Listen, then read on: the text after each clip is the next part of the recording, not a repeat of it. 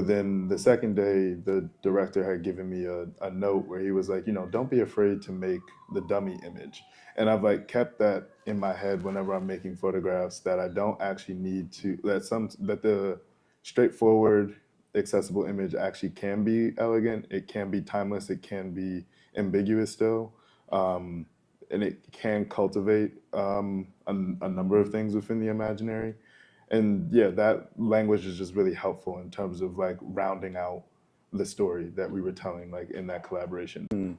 Yeah, which I think that photograph, so many of the photographs in the show are really prone to that experience, in that this photograph there are three people in this picture, for instance, and yet most people kind of leave it thinking that, only kind of registering the two like immediate bodies in the space. But I really enjoy that gesture, and have enjoyed that gesture when making photographs, that there is something present in the space that could go missed, and it's not kind of vying for your attention or vying for circulation. You'll find it if you need to.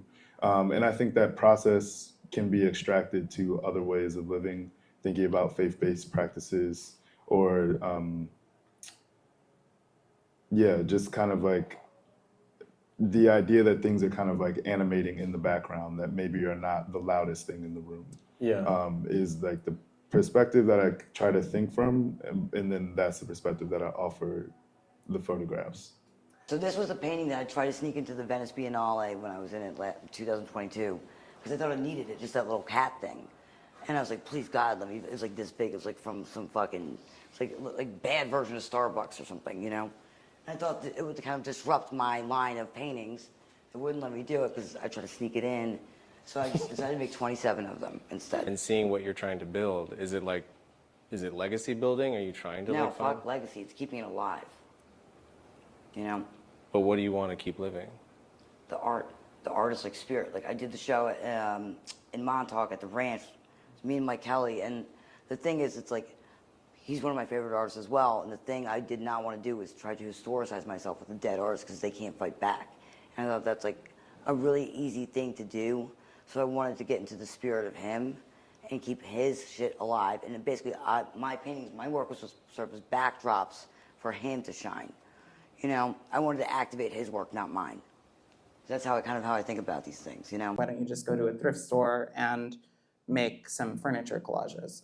Some fabric collages. And I was like, that's not the practice. The practice is like, people are gonna gift fabric to me, and that's how I make the work. But at that point, I had used a lot of it.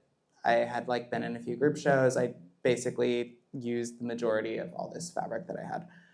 So I showed up to Miami and made paintings. He was freaked out, and he was like, well, there's this house down the street from me. I know sometimes you work with furniture.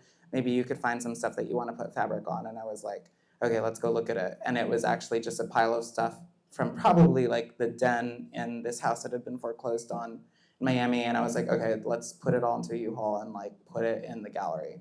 And about overnight, I made a few assemblages. Tossed out furniture from this house. And you just got rid of the other paintings that you had already made? No. They were kept and sold later. I thought they were terrible. They look a lot like my drawings, which are on the wall back there. It's not really a clear photo. Yeah. These items were owned by the government and made to say what officers of the state wanted them to in a court of law. My mom knew that belongings could tell on you, so she made me throw away all my shit. From a painting standpoint,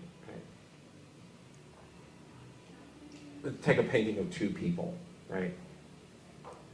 The space in between them could be very small or very great. And I've said this in lectures before, sometimes you can, when you're in love with someone and you're at a party, you're at a big party, right? You know exactly where they are without even having to look for them, right? Because the space between you is so small, right? And by the same token, you could be in a faculty meeting with someone you hate and sitting right next to them, which is something I have to look forward to when I go back to work. But, yeah, I said it. And the space between you can feel so vast, right? And I think intimacy works the same way. And as a painter, I get to that through gesture, through color and shape. Like, what's the shape of the love that I have for you? What's the shape that we make together? And when we make a shape together, that becomes the third thing in the painting.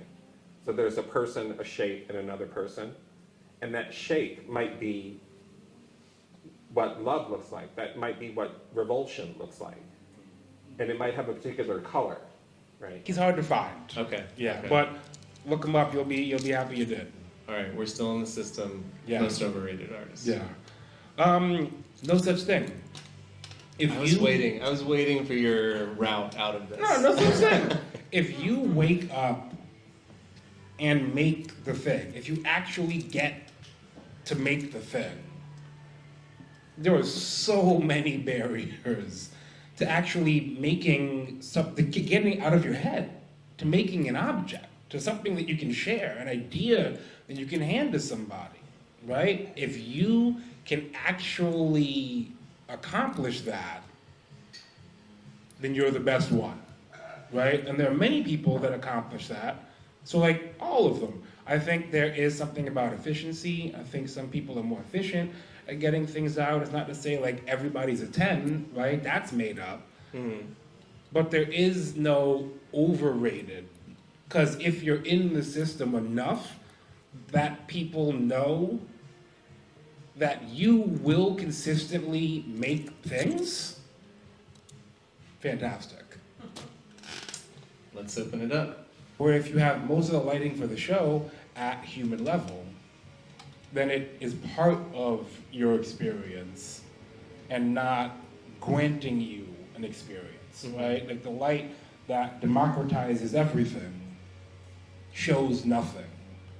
Whereas the light that you pass through is part of an experience that you were also a part of. Right. It's So- like other people in the room. Hang everything low. People are coming in, make things for people. There's a show for people, make all of it for people. Alison Quo, a good friend of ours, said, if you see it, it counts. Right? That includes it. You know, it's been both calculated and also organic in the sense that sometimes I lay resists, which are kind of separators, so pieces of plastic in between layers of wool. So sometimes I've laid them kind of just organically, you know, just cutting shapes and making a composition, working on the floor. And these days I've taken to making paper models to kind of figure out how I want the work to break open. And sometimes I will have an idea, I won't be convinced, and it'll change in the actual work. So I allow it to grow, you know. And the color compositional part of it is very intuitive. So it's really related to what I have dyed and available around me at that moment. So, and it also runs around the circumference. So this work, this red and white work, was a maquette for this yellow and white work, which suddenly kind of, I built to have a skeletal system inside. It has a, and then this one led to this one. I'm very interested in the void, creating presence through absence. So I think these chambers, they're also kind of relating to, yeah. Like, you know, we're more and more meta in our thinking about the things we're looking at. Like, it does, you know, like you see a commercial that's aware that it's a commercial now, and it's just kind of like an eye roll because we're all so used to it. Our platforms give us that every day.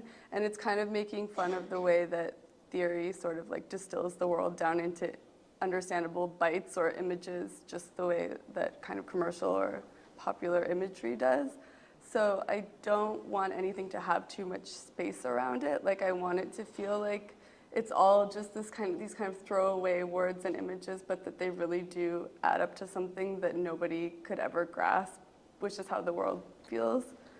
That's exactly how it feels like watching it. I think it's also because of the tone. Like, it's such a measured tone, and the voice is like a calming voice that when I hear what's being said, I'm like, oh, I'm supposed to follow this. There's like, this is language that I'm gonna be able to understand, and that'll make sense with video and so on and so forth. And then the more I try to grasp it, the more it's just like sand through your hands. It gets really overwhelming. Liam, our cameraman for today and an artist himself, he he was saying it's like kind of Kafka-esque, and it feels that way because you really do start spiraling, and it's like, wait, that was said again, and then like there's so many little repetitions that happen that are within the text and outside of the text and over it and like around it.